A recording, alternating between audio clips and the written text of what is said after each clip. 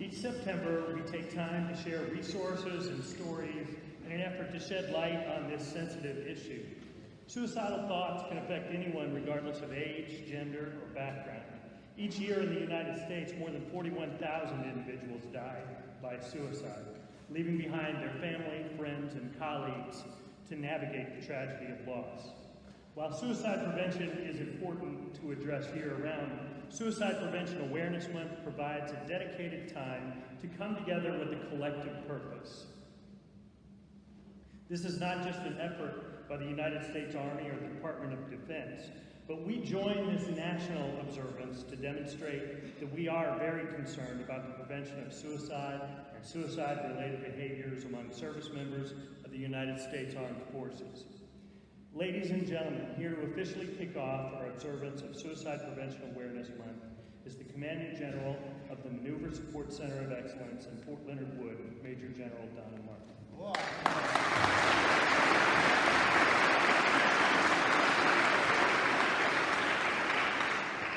So good afternoon, everyone. Good afternoon.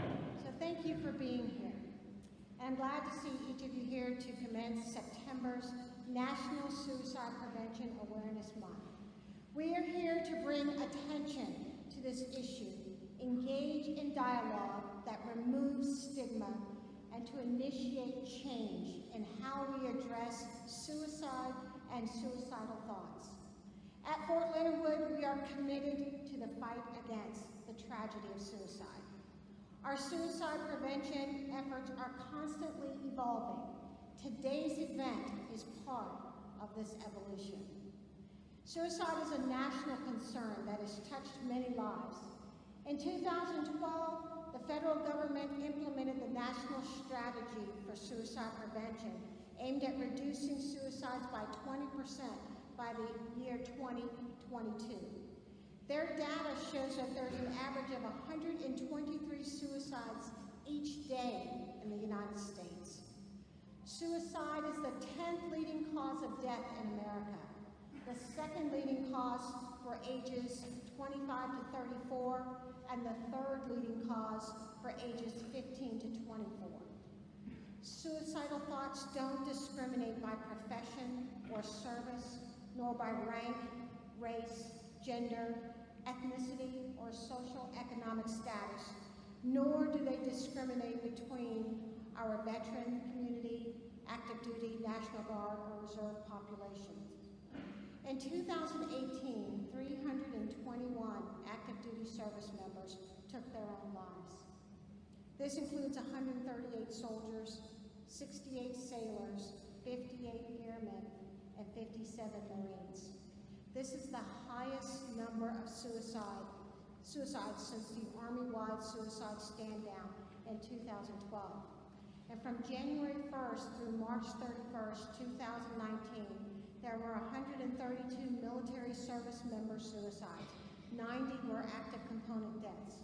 This is 18 more than the same period in 2018, including 6 more deaths from the active Army.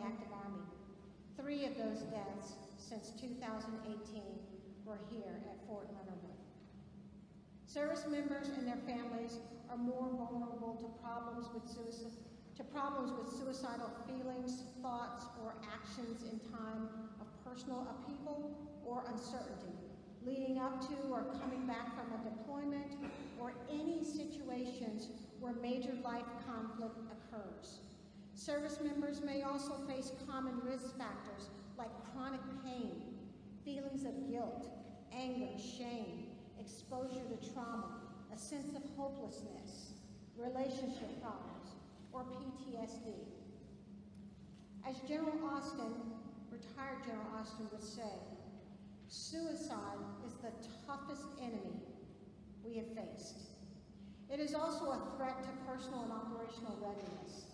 By raising awareness, increasing resilience in spite of adversity, and using available resources, our team can make great strides against this enemy.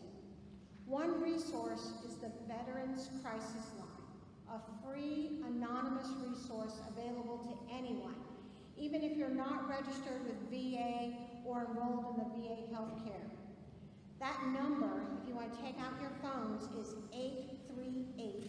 838-255. Again, that number, save this number, 838-255. And you can text that number 24/7 for help. Suicide prevention is an ongoing effort. We have work to do as a military and as an installation within our chain of command, within our battle buddy teams, and within ourselves. I hope you'll commit to this fight with me. And in a few moments, you will hear from Command Sergeant Major Van Cleef, who will share a compelling story with you. He created the Fort Leonard Wood campaign, and when you hear the story he tells, you will understand its purpose, its power, and its potential beyond the borders of Fort Leonard Wood. Command Sergeant Major Van Cleef, the floor is yours.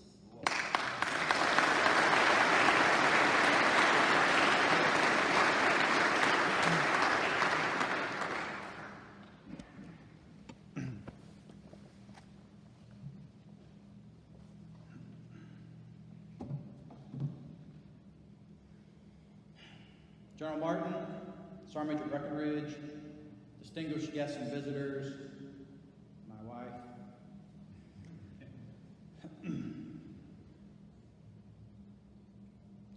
Thank you for this opportunity to speak today on a topic that I sincerely take to heart. Just like General Martin mentioned earlier, in 2018, 138 soldiers chose to take their lives. 68 sailors chose to take their lives. 58 airmen chose to take their lives. And 57 Marines chose to take their lives. That is 321 active duty personnel that made the choice to take their lives. And me being an MP, I equate that to the equivalent of 2 Army military police companies out of the fight. Like most leaders in here today, I personally have dealt with a number of soldiers and veterans that made the choice to take their lives. And even if you're not a leader, there's a good chance that maybe you've had the unfortunate occasion in life of having to deal with the grief of a service member or veteran that has made the choice to take their life. Today, I'm going to talk to you about one soldier.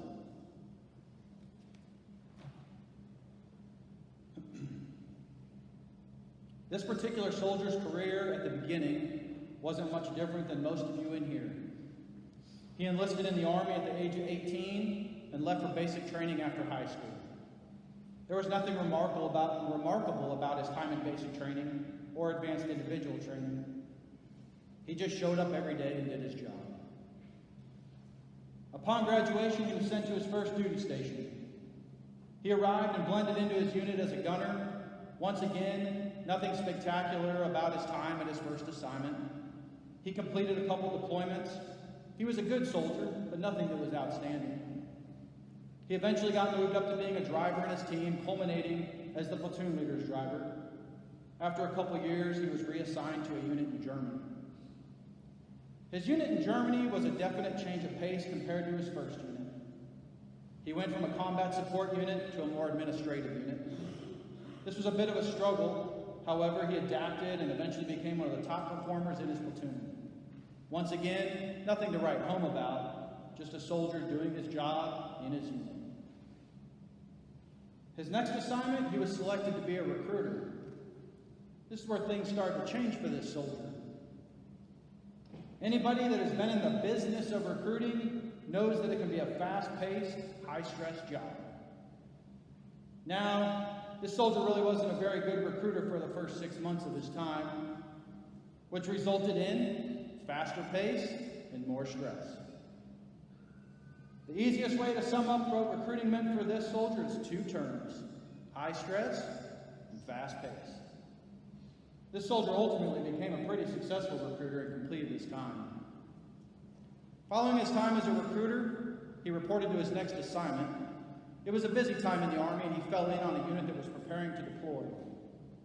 He deployed as a team leader on a deployment that was not very remarkable, but it did encompass the continued cycle of fast pace. When that deployment was complete, he continued his career, going to some schools, getting promoted, and becoming a squad leader. A year of more fast pace. About a year after his previous deployment, he was deploying again. This time to Iraq, where he was a squad leader. Out conducting missions daily, in a high-stress environment, fast pace. This deployment was marred by a firefight he was involved in that resulted in the death of some of his fellow soldiers, to include his battalion commander. Once again, high stress, fast pace. This soldier was recognized a couple times through his deployment for his leadership and actions, so overall, you'd probably say it was a successful time for him. After a year deployed, he returned home and was immediately placed on orders to be a drill sergeant. This was exciting for him. He couldn't wait to go train America's next generation of soldiers. So off to drill sergeant school he went. High stress, fast pace. Upon completion of drill sergeant school, this newly minted drill sergeant was assigned to a basic combat training unit. High stress, fast pace. Red phase, white phase, blue phase. Now this was all during a time that the Army was ramping up their forces. Graduate on a Friday, pick up on a Tuesday. Red phase, white phase, blue phase. Graduate on a Friday, pick up on a Tuesday. High stress, fast pace. And then, it all stopped.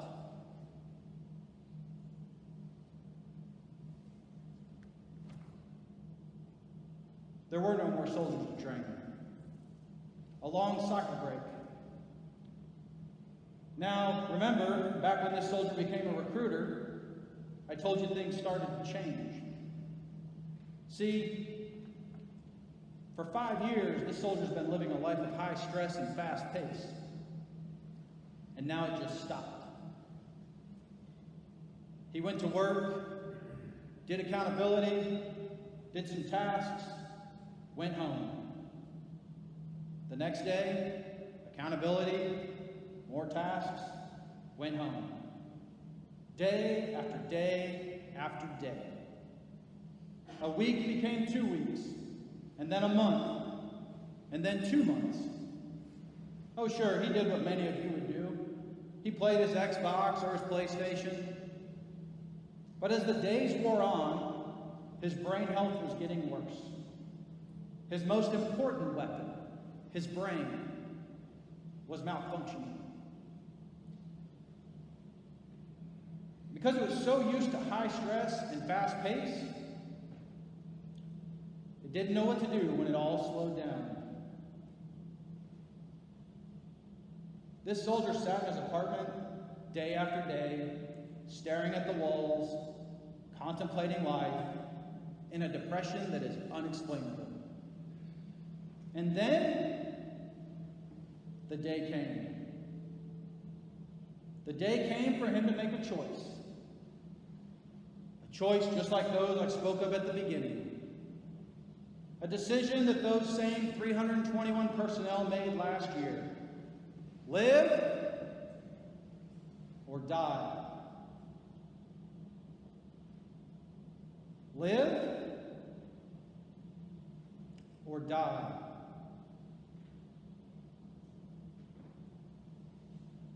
And on that day, I chose to live. Choose to live.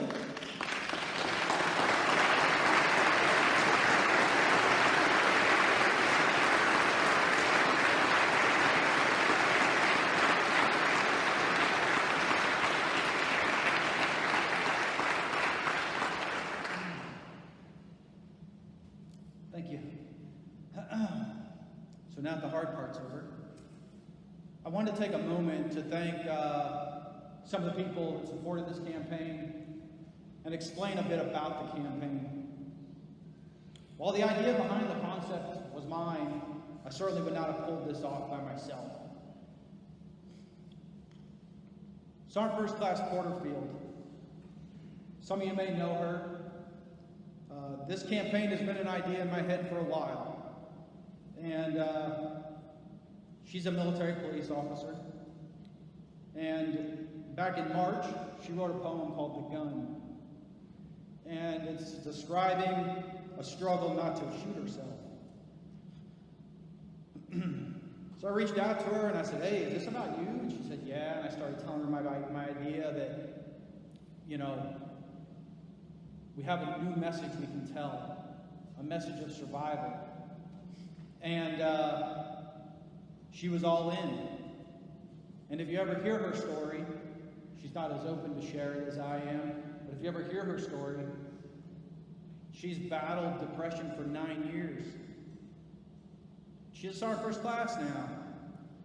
And 9 years ago, she was probably a PFC or a specialist. And today, she's a platoon sergeant in the Old Guard.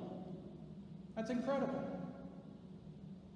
Just last week, we were talking on the phone, and a staff sergeant in her unit approached her and said he was getting ready to kill himself. And she got him help. And she was all in. She reached out to her PAO, a gentleman by the name of Major Von Jett. He's the second guy that I would like to thank because he was all in. And he's the Old Guard PAO, and when she approached him with my idea, he said, you betcha, I'll get after it. And he's essentially the one that created these posters. He took a photo of her right away, sent me the mock-up of it, and I recently did a 1-hour interview with him, and there will be an article on Army.mil and some other resources that he's going to be pushing out there. And one day I had a conversation with him, and he said, hey, I'm all in for a reason. And I said, okay. He said, because I'm a survivor of wanting to kill myself. And because you're willing to open your mouth, I'm willing to open my mouth. And I think there's great value in that. As General Martin said, there's great value in the idea of what we're trying to get after here. General Martin and Sergeant Major Breckenridge, I appreciate everything you've done. When I brought it to you guys and said, hey, I have this vision for a suicide prevention campaign. It's different than what we've probably done in the past. And I can tell you that they were both all in. And I do appreciate the support to get it to where we are today. The garrison team, Colonel Wells, Sergeant Major Alexander, they, once I got done talking to Sergeant Major Breckenridge and General Martin, I had to obviously go and get the garrison on board because they're the ones that have all the assets to support you, and they were all in because once again they saw the vision of what we were trying to do. The chaplains, obviously, you have a big part to play in this every day, and for all the chaplains in here, I appreciate it, and I appreciate your support. I know there's some other events coming up that the chaplains will support throughout the month, and truly appreciate it. Before I thank the last group, I want to point out some takeaways from this campaign. One, this is a change of dialogue. Historically, the focus across the DoD has been on those that chose to unfortunately kill themselves. 22 per day, 20 per day. Another soldier killed themselves. How do we avoid the next one? That's typically what we've gone after to combat suicide and to prevent suicide. This campaign is a focus on those that didn't. Because those people have a story to tell.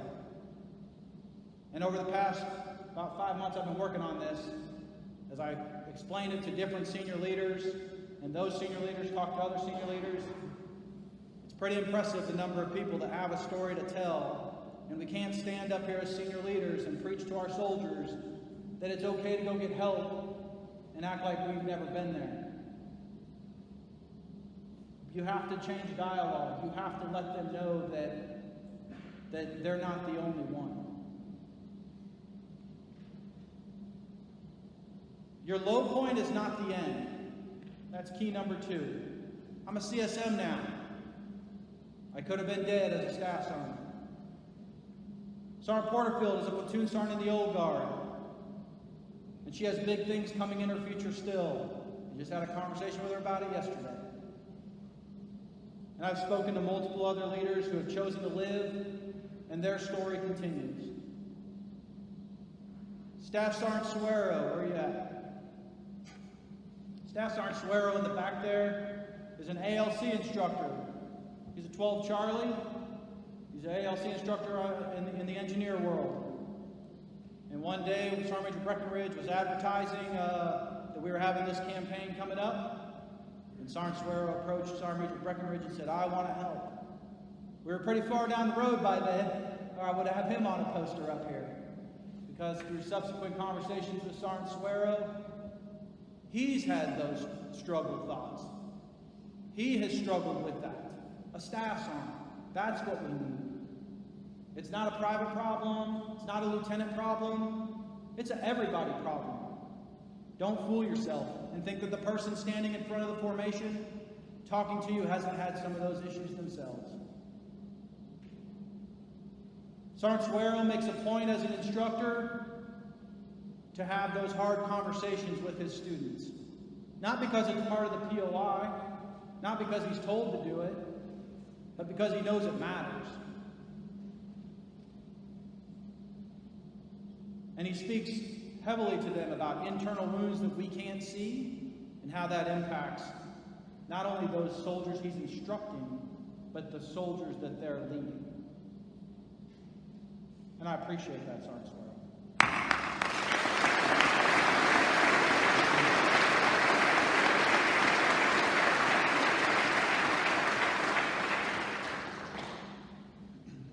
Everybody's issues are different. That's my next takeaway. Everybody's fix is different. My issues were in an era of stigma, deep stigma, 05 period, 06 period. Military one source barely existed. But I knew when I sat in my apartment and stared at the wall and thought I didn't want to live anymore, that I had to go do something. For me, my fix was, I was a drill sergeant at Fort Jackson. I went downtown to the YMCA as a 24, 25-year-old, found a group of people that were in their 60s, and they were doing free ballroom dancing lessons. And I took ballroom dancing lessons. And I don't know how to ballroom dance to this day, but I can tell you that they have no idea why I was there, but it saved my life. So everybody's fix is different, but it can be fixed. Deep depression is unexplainable. But I can guarantee you that nobody has ever said, "Man, that person was so miserable, I'm glad they killed themselves." Nobody's ever said that. Nobody wants that. We will get you to help. There is more to your story yet to be told. Finally, the last group I want to thank is the ASAP Suicide Prevention Awareness Team. This is a group of professionals that deal with this every day, and they care. Trust me. I've spent a number of hours having conversations with them, planning this event. They easily could have heard my idea and moved on with their own idea, but they see the value in changing dialogue. And with that, I'm going to hand it back over to the ASAP Suicide Prevention Awareness Team. Thank you.